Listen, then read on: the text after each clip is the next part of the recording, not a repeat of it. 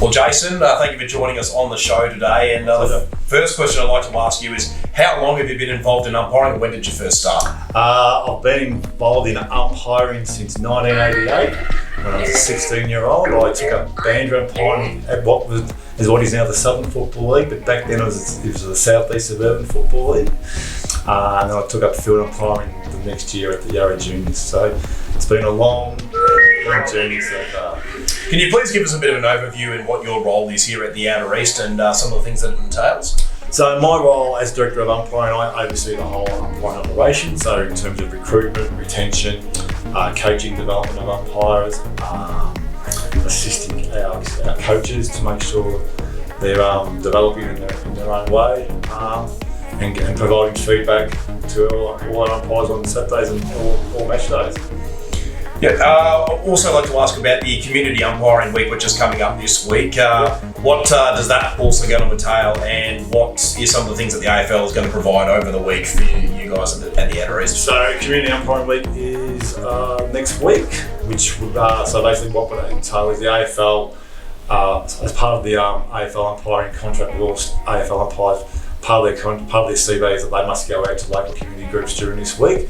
So we've been fortunate to get our umpiring ambassador, Matt White, to come, and we've also secured Simon Plumridge, who did AFL finals last year. He's going to come out, and we're in the process of trying to negotiate with Ian Burrows, who started at Outer East back in the early 2000s and done over 300 AFL games and numerous grand finals. We're hoping that he will come out next week.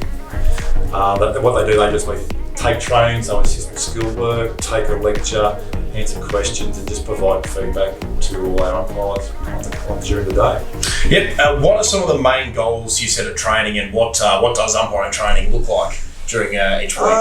It's actually changed a lot during the years. Back when I started, it was all running, but now we're working with getting skilled, making sure umpires are skilled up, so improving their skill level, making it a little bit more enjoyable. But we've got to engage with the group, because we've got umpires, male and female, that range in the age from 12 and a half to all the way up through to our oldest umpire will be 77.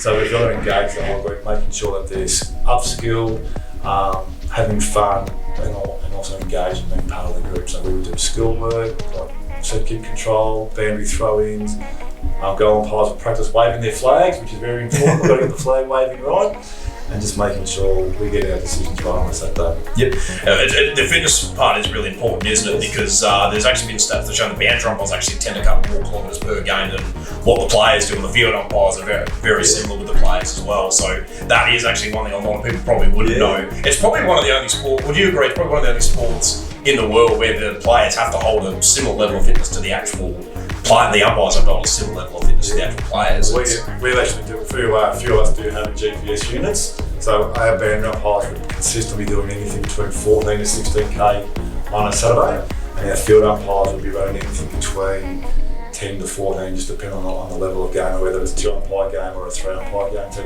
it can be quite taxing on the body, particularly as you get older, like I am, and a few of our other umpires are. It can be quite hard to get up on a Sunday morning and do the lawns like you need to, something like that. Yeah. What are some of the things you enjoy about umpiring? Just the involvement.